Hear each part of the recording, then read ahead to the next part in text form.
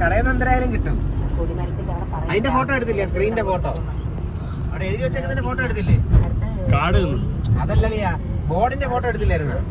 Hello, ഇന്നത്തെ video കൊല്ലത്തെ മൺട്രോത്തുരുത്തിലേക്കാണ്. ഒരു കൊല്ലംകാരി ആയിരുന്നിട്ട് കൂടി ഇതുവരെ പോകാത്ത ഒരു കൊല്ലം ജില്ലയിലെ സ്ഥലമാണ് ഈ മൺട്രോത്തുരുത്ത്. സംഭവം പല സിനിമകളിലൂടെയും ഫേമസ് ആണെങ്കിലും ഇതുവരെ ഇവിടെ എത്തിപ്പെടാൻ പറ്റിയിട്ടില്ല. ഇപ്രാവശ്യം ലീവിന് വന്നപ്പോൾ എന്നാൽ ഇവിടേക്ക് പോകണമെന്ന് ഞങ്ങൾ തീരുമാനിച്ചു. അതിനൊരു കാരണമുണ്ട്.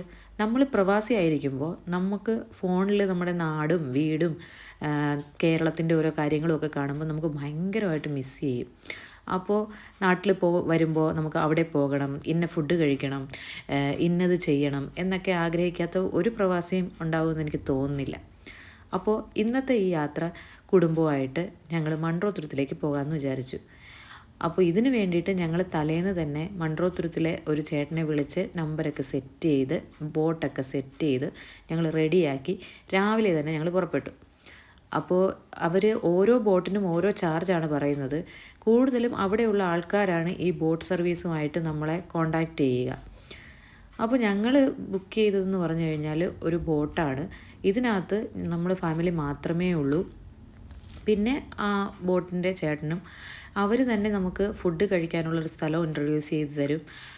നമുക്ക് കാണേണ്ട എല്ലാ കാഴ്ചകളും അവർ ആ അന്നത്തെ ഒരു ദിവസം കൊണ്ട് തന്നെ അത്ര മണിക്കൂറിനുള്ളിൽ തന്നെ നമുക്ക് കാണിച്ചെല്ലാം സെറ്റാക്കി തരും.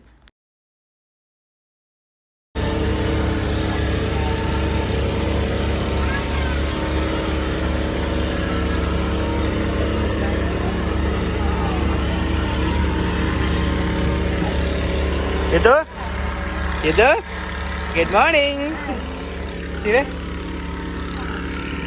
അപ്പോൾ ഈ ബോട്ടിൻ്റെ കോണ്ടാക്റ്റ് വേണ്ടവർ ഞങ്ങളെ താഴെ കമൻറ്റിൽ മെസ്സേജ് അയച്ചാൽ ഞങ്ങൾ കോണ്ടാക്ട് നമ്പർ തരുന്നതായിരിക്കും. ശരിക്കും പറഞ്ഞാൽ എനിക്ക് ഈ യാത്ര സ്റ്റാർട്ട് ചെയ്തപ്പോൾ തോന്നിയത് എന്തുകൊണ്ട് ഞാനിവിടെ വരാൻ ലേറ്റായി എന്നാണ്. അതായത് നമ്മളൊരു കൊല്ലംകാരി ആയിരുന്നിട്ട് ഈ മൺട്രോത്തുരുത്ത് ഇവിടെ ഉണ്ടായിരുന്നിട്ട് നമുക്ക് വരാൻ ഇതുവരെ കഴിഞ്ഞില്ലല്ലോ, അല്ലെങ്കിൽ ഇത്രയും മനോഹരമായൊരു കാഴ്ച ഞാൻ മിസ് ചെയ്തല്ലോ എന്നെനിക്ക് ശരിക്കും തോന്നി. ഞങ്ങളത് പറയുകയും ചെയ്തു തങ്ങളിൽ. ശരിക്കും നമ്മൾ വല്ലപ്പോഴും ഒക്കെ ഫാമിലി ആയിട്ടൊരു യാത്രയൊക്കെ പോകണമല്ലേ. ഞങ്ങളങ്ങനെ ഫാമിലി ആയിട്ട് വളരെയധികം യാത്ര പോകുന്ന ആൾക്കാരല്ല. പക്ഷേ മുമ്പ് പോകുമായിരുന്നു. എൻ്റെ വിവാഹത്തിന് മുമ്പും അച്ഛൻ ജോലി ഉണ്ടായിരുന്ന സമയത്തുമൊക്കെ ഞങ്ങൾ പോയിട്ടുണ്ടെങ്കിലും എല്ലാവരും ചേർന്നൊരു യാത്ര വളരെ വിരളമായിട്ടാണ് ഞങ്ങൾ പോയിട്ടുണ്ടെങ്കിലും വളരെ അടുത്തൊക്കെ തന്നെയാണ്. പിന്നെ കുട്ടികളായതിനു ശേഷം കുട്ടികൾ ആവുമ്പോൾ അവരുടേതായ ബുദ്ധിമുട്ട്. പിന്നെ ഞങ്ങൾ നാട്ടിൽ കാണത്തില്ല. അപ്പോൾ ഞാൻ ആഗ്രഹിച്ചിരുന്നതാണ് നമുക്ക് ഫാമിലി ആയിട്ട് ഒരിടത്ത് പോകാമെന്ന്. ഇപ്രാവശ്യമാണെങ്കിൽ അരുണണ്ണനും എൻ്റെ ബ്രദറും നാട്ടിലുണ്ട്. അങ്ങനെ ഞങ്ങൾക്ക് എല്ലാവർക്കും കൂടെ ഒത്തൊരു യാത്ര പോകാൻ, നല്ല ഓർമ്മകൾ സമ്പാദിക്കാൻ സാധിച്ചു. അപ്പോൾ യുദുവിൻ്റെ ആദ്യത്തെ ബോട്ട് യാത്രയാണ് കേട്ടോ. സത്യം പറഞ്ഞാൽ ഇതൊന്നും അറിയാറായിട്ടില്ല. പിന്നെ കുട്ടികളൊക്കെ നന്നായിട്ട് എൻജോയ് ചെയ്യുന്നുണ്ടായിരുന്നു. ശരിക്കും നമുക്ക് ഈ ബോട്ടിൽ പോകുമ്പോൾ ഈ ഓരോ വീട്ടുകാർ അവരുടെ തുണി അലക്കുന്നവരെ കാണാം, കുളിക്കുന്നവരെ കാണാം, മൃഗങ്ങളെ അവരുടെ വളർത്തു മൃഗങ്ങളെ കുളിപ്പിക്കുന്നത് കാണാം. സത്യം പറഞ്ഞാൽ അതൊക്കെ കാണുമ്പോൾ എനിക്ക് ഭയങ്കര ആഗ്രഹം കേട്ടോ. ഒരു കായലിൻ്റെയോ ഒരു പുഴയുടെയോ ഒക്കെ കരയിലൊരു വീടുള്ളത് എനിക്ക് ഭയങ്കര ആഗ്രഹമുള്ള കാര്യമാണ്. പക്ഷേ ഇതിപ്പം കാണാൻ ഭംഗിയാണെങ്കിൽ കൂടിയും ഇപ്പോൾ എന്തെങ്കിലും ഒരു മഴ പെയ്ത് വെള്ളപ്പൊക്കമൊക്കെ വരുമ്പോൾ അവർക്കുണ്ടാകുന്ന ബുദ്ധിമുട്ട് സത്യം പറഞ്ഞാൽ അവർക്ക് മാത്രമേ അറിയത്തുള്ളൂ. നമ്മൾ ഈ വീഡിയോയിലും ടി വിയിലും ഒക്കെ കാണുമ്പോഴല്ലേ നമ്മൾ ആ ബുദ്ധിമുട്ട് അറിയുന്നത്. അപ്പം മൺട്രോത്തുരുത്ത് വരാത്തവർ എന്തായാലും വരണം. അവിടെ ഒരുപാട് ഇതുപോലുള്ള കണ്ടൽ കാടുകൾ, അതേപോലെ നമുക്ക് കായലിൻ്റെ നടുക്ക് ഇറങ്ങി നിൽക്കാൻ പറ്റുന്ന സ്ഥലങ്ങൾ ഒക്കെ ഉണ്ട്. സാമ്പ്രാണിക്കൊടിയിലും ഉണ്ട്. സാമ്പ്രാണിക്കൊടി ഇതിൻ്റെ കുറച്ച് അപ്പുറത്തായിട്ടാണ്. അവിടെ ഒരുപാട് ആൾക്കാർ പോകാറുണ്ട്. ഞങ്ങൾ മൺട്രോത്തുരുത്തി മാത്രമേ പോയുള്ളൂ. അപ്പോൾ ഈ ചേട്ടൻ ഞങ്ങൾ ആദ്യം കൊണ്ടുപോയത് ഈ ഒരു കണ്ടൽക്കാടിൻ്റെ നടുക്കാണ്. എന്നിട്ട് ഈ ചേട്ടൻ തന്നെ പറഞ്ഞു, നിങ്ങൾക്ക് അതിൻ്റെ മുകളിൽ കയറി നിൽക്കാം, അത് ഒടിയത്തില്ല. ശരിയാണ്, നമ്മുടെ മണ്ണിടിയാതെയൊക്കെ പിടിച്ചു നിർത്തുന്നതല്ലേ ഈ കണ്ടൽ മരങ്ങൾ. മൺട്രോത്തുരുത്ത് കണ്ടൽക്കാടിൻ്റെ നടുവിൽ.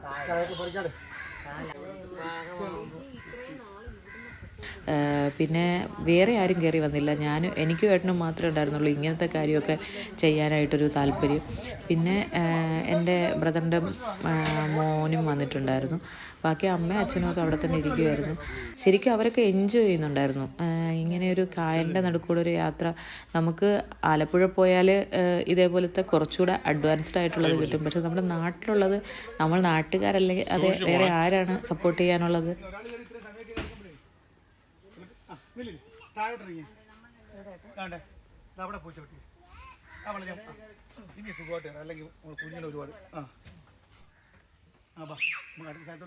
കുറേ നേരം അവിടെ നിന്ന് ഫോട്ടോ ഒക്കെ എടുത്തതിന് ശേഷം ഞങ്ങൾ അടുത്ത സ്പോട്ടിലേക്ക് പോയി. അപ്പോൾ ഇന്നൊരു നല്ല കാലാവസ്ഥയായിരുന്നു. അപ്പോൾ അടുത്ത സ്പോട്ടിൽ ഞങ്ങൾ ചെന്നപ്പോൾ ഒരുപാട് വള്ളങ്ങളും ബോട്ടുകളും ഒക്കെ അവിടെ ഉണ്ടായിരുന്നു. അവിടെ നമുക്ക് കായലിൻ്റെ നടുക്ക് ഇറങ്ങി നിൽക്കാൻ പറ്റുന്നൊരു സ്പോട്ടാണ്.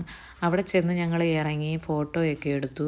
അപ്പോൾ അവിടെ ചെന്നപ്പോൾ ഒരു കാര്യം ഉണ്ടായതെന്ന് വെച്ച് കഴിഞ്ഞാൽ വേറൊരു ബോട്ടിൽ 2 മദാമ്മമാരിരിക്കുന്നു.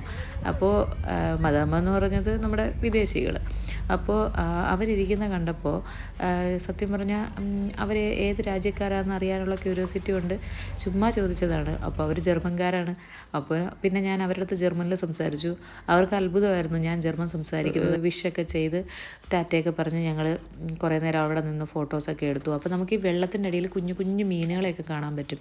ശരിക്കും പറഞ്ഞാൽ ശിവയും സായും, അതായത് അരുണൻ്റെയും കുക്കുവിൻ്റെയും മക്കൾ അത് നന്നായിട്ട് എൻജോയ് ചെയ്യുന്നുണ്ടായിരുന്നു. കുട്ടികൾക്കൊക്കെ ഒരു വല്ലാത്തൊരു എക്സ്പീരിയൻസ് ആയിരിക്കും അത്. യുദ്ധുവിനെ ഞങ്ങൾ വെള്ളത്തിൽ ഇറക്കിയില്ല, കാരണം അവൻ കുഞ്ഞല്ലേ, അവനൊരു 7 മാസമല്ലേ ആയുള്ളൂ. അപ്പോൾ പിന്നെ ഞങ്ങൾ അവനെ ഇറക്കിയില്ല. ബാക്കി എല്ലാവരും വെള്ളത്തിലൊക്കെ ഇറങ്ങി കുറച്ച് നേരം അവിടെയൊക്കെ നിന്നു, ഫോട്ടോസ് എടുത്തു. മൺട്രോ തൂത്തെന്ന് എഴുതി എൻ്റെ ഫ്രണ്ടിൽ നിന്ന് ഫോട്ടോസ് എടുത്തു. അപ്പം കുറച്ച് നേരം അവിടെ നിന്ന് ഞങ്ങൾ കാര്യമൊക്കെ പറഞ്ഞ് കുറച്ച് നേരം അവിടെ കുറച്ച് ഇരിക്കാനുള്ള സ്ഥലങ്ങളുണ്ട്. അതായത് ഈ കണ്ടൽ മരത്തിൽ തന്നെ നമുക്ക് ഇരിക്കാൻ പറ്റും. അങ്ങനെ അവിടേക്ക് ഇരുന്ന് കാര്യമൊക്കെ പറഞ്ഞ് എന്നിട്ട് ഞങ്ങൾ വീണ്ടും തിരിച്ച് ബോട്ടിലേക്ക് കയറി. അപ്പോൾ നിങ്ങളിപ്പോൾ കാണുന്ന ഞങ്ങൾ ഫോട്ടോ എടുക്കാനൊക്കെ പോകുന്നതും അപ്പുറത്ത് ആ വള്ളത്തിൽ വിദേശികളൊക്കെ ഇരിപ്പുണ്ട്. പക്ഷെ ഞങ്ങൾ അവരെ ഫോക്കസ് ചെയ്തില്ല. എന്നിട്ട് ഞങ്ങളിവിടെ നിന്ന് ഫോട്ടോ ഒക്കെ എടുക്കുന്നതാണ് നിങ്ങളിപ്പോൾ കാണുന്നത്.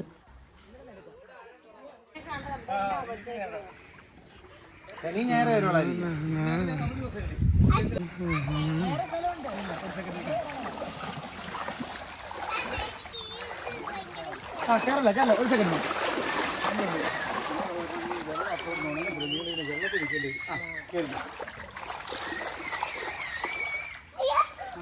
മക്കളെ കേറ്.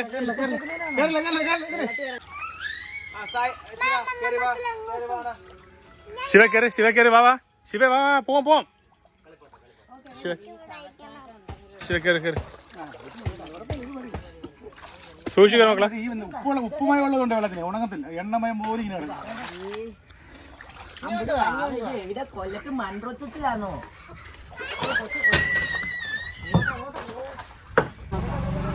അതെന്ത് വേണ്ട, എന്ത് വേണത്? അല്ല ഇത് ഇപ്പം ഇത് ഓട്ടോമാറ്റിക് നിൽക്കില്ലേ മരത്തിനകത്ത്. ഇതിന്റെ വീടിന് സമയത്ത് ഇങ്ങനെ വന്ന് ഡയറക്റ്റ് ചെടിയിലോട്ട് പോയി ഇങ്ങനെ കുത്തും, കിളിക്കുന്നു. അതാണ് ഈ മരം. അതാ കണ്ടൽ മരം. കണ്ടൽ മരത്തിന്റെ അരി എങ്ങനെ കളിക്കുന്നത് ഉണ്ടോ? പുതിയ പുതിയ ചെടികൾ വരുന്ന ഇത്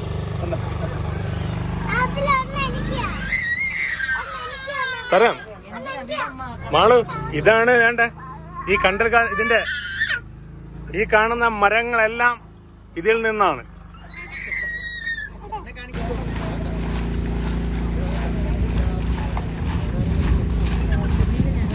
മറ്റേ കയറുണ്ടാക്കുന്ന സ്ഥലമുണ്ടല്ലോ, കയറ് പിരിക്കുന്നത്, അവിടെ അത് കണ്ടു ഞങ്ങൾ. ആ സൈഡിൽ കുറേ ചേച്ചിമാർ അത് ചെയ്യുന്നത് കണ്ടായിരുന്നു, അതിൻ്റെ ഫാക്ടറി കണ്ടായിരുന്നു. പിന്നെ വീണ്ടും ഞങ്ങൾ യാത്ര തുടങ്ങി. ശരിക്കും പറഞ്ഞാൽ ഭയങ്കര മനോഹരമായ കാഴ്ചയാണ്. നിങ്ങൾക്ക് വീഡിയോയിൽ എത്ര അതിൻ്റെ ഭംഗി ആവുന്നുണ്ട് എന്നെനിക്കറിയില്ല. പിന്നെ ഞങ്ങൾ ചീനവലകൾ കണ്ടു. അപ്പോൾ ചീനവല എന്താണെന്ന് ഏട്ടന് ഡൗട്ട് വന്നു. അതായത് ചീനവല എന്താണെന്നറിയാം, എങ്കിലും അതെങ്ങനെയാണെന്ന് നമ്മൾ പിന്നെ അവരുടെ അടുത്ത് ചോദിച്ചു. നമ്മളെക്കാളും കൂടുതൽ അവർക്കറിയാമായിരിക്കുമല്ലോ. അപ്പോൾ അവരത് പറഞ്ഞു തന്നു. എന്നിട്ട് പിന്നെ ഞങ്ങൾ വീണ്ടും യാത്രയായി. ചേട്ടാ ഇതെന്താണ് ആ കാണുന്ന സംഭവം? ചൈനീസ് ഫിഷിംഗ് നെറ്റ് എന്ന് പറഞ്ഞ ചീനവല. ഇത് നൈറ്റിലാകുമ്പം നമ്മള് ഇത് വല കൊണ്ട് കെട്ടും. ഇപ്പൊ വലയില്ലാത്തെന്ന് പറഞ്ഞാൽ നമ്മള് രാത്രി മൊത്തം വെള്ളത്തിൽ കിടക്കുന്ന വല പകലിങ്ങനെ കെട്ടിവിട്ട് നേരം വെയിലടിച്ച പെട്ടെന്ന് അങ്ങ് നശിച്ചു പോകുന്നുണ്ട്, അഴിച്ചു വെച്ചേക്കുന്നത്. ഇത് വൈകിട്ട് 7 മണി തൊട്ട് രാവിലെ ഒരു 6 ഇരുട്ട് നേരം വിളിക്കുന്ന വരെ ഇത് ബുക്ക് ചെയ്താക്കി ചെയ്യും. ഒരു നൈറ്റിലേക്ക് ഒരു 100-150 പ്രാവശ്യം ബുക്ക് ചെയ്താക്കി ചെയ്യും. ഒരു നൈറ്റില് ഞാൻ ഒരു ഉദ്ദേശം വെച്ച് നോക്കി ലൈറ്റിന്റെ എത്ര പേര് കാണും ഇത് പൊക്കാൻ വേണ്ടിട്ട്? എത്ര പേര് കാണും? ഒരാൾ മതി. ഒരു ഞാൻ കിടക്കുന്നുണ്ട് ഒരു കട്ട കെട്ടി ഒരു വള്ളി നോക്ക് ആ കട്ടയെ പിടിച്ച് ഞാലി അതാ പൊക്കിക്കോളും. നമ്മുടെ അന്വേഷമില്ലാതെ ഒരാൾ മതി. ചിലയിടത്തൊക്കെ മോട്ടർ ഉള്ളതുകൊണ്ട് ഇതൊക്കെ നിലവിൽ പിടിക്കുന്ന ചിലപ്പോൾ മീൻ കാണും, ചിലപ്പോൾ മീൻ കാണത്തില്ല. അങ്ങനെ ചിലപ്പോൾ ചിലപ്പോൾ നല്ലതുപോലെ മീൻ കിട്ടും. അങ്ങനെയൊക്കെയാണ് ഇതിന്റെ സിസ്റ്റം.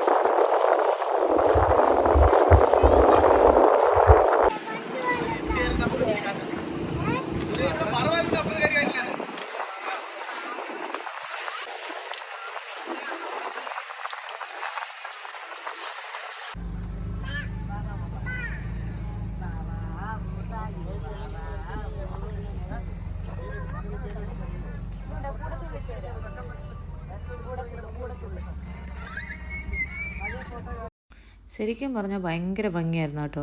മനസ്സിന് ഭയങ്കര കുളിർമയ തോന്നിയൊരു യാത്രയായിരുന്നു അത്. ഒരുപാട് നാൾക്ക് ശേഷം ഇങ്ങനെയൊരു യാത്ര ഫാമിലിയൊക്കെ ആയിട്ട് ഞങ്ങളെപ്പോലുള്ള വിദേശികൾക്ക് നമ്മളിങ്ങനെ തിരിച്ച് വരുമ്പോഴത്തേക്ക് ഇതൊക്കെയാണ് നമുക്ക് നല്ല ഓർമ്മകൾ. അപ്പോൾ നാട്ടിലെ കാര്യങ്ങൾ ആലോചിക്കുമ്പോൾ നമുക്ക് കൂടുതലും ഓർമ്മകൾ നിൽക്കണമല്ലോ, ഓരോ കാര്യങ്ങൾ ഓർമ്മ വരണമല്ലോ. ശരിക്കും നമ്മൾ നാട്ടിലോട്ട് വരുമ്പോഴാണ്, അല്ലെങ്കിൽ നമ്മൾ നാട്ടിൽ നിന്ന് മാറി നിൽക്കുമ്പോഴാണ് നമ്മുടെ വീടിൻ്റെ ഭംഗി, നമ്മുടെ മുറ്റത്തിൻ്റെ ഭംഗി, നമ്മുടെ നാടിൻ്റെ ഭംഗി, എന്തിന് നമ്മുടെ വീട്ടിലെ ഓരോ ഇലയ്ക്കും ഓരോ പൂവിനും ഓരോ ചെറിയ കാര്യങ്ങൾക്ക് പോലും ഇത്രയധികം ഭംഗിയുണ്ടെന്ന് നമ്മൾ തിരിച്ചറിയുന്നത് ഒരു പക്ഷേ കുറേ നാൾ നമ്മൾ വീട്ടിൽ നിന്ന് മാറി നിന്നിട്ട് വരുമ്പോഴായിരിക്കും. അപ്പോൾ കൂടുതൽ പറഞ്ഞ് ഞാൻ നിങ്ങളെ വെറുതെ ബോറടിപ്പിക്കുന്നില്ല. ഇനി കുറച്ച് കാഴ്ചകൾ നമുക്ക് കാണാം.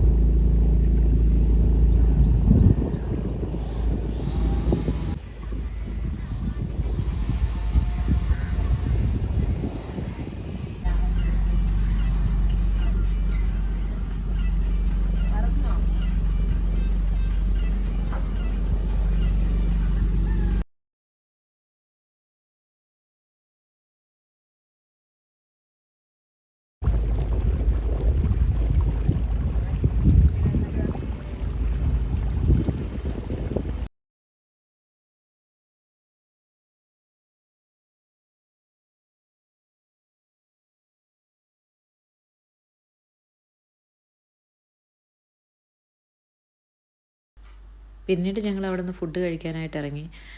ജയ് ജവാൻ എന്ന് പറയുന്ന ഒരു റെസ്റ്റോറൻറ്റിലാണ് ഞങ്ങൾ ഫുഡ് കഴിക്കാൻ പോയത്.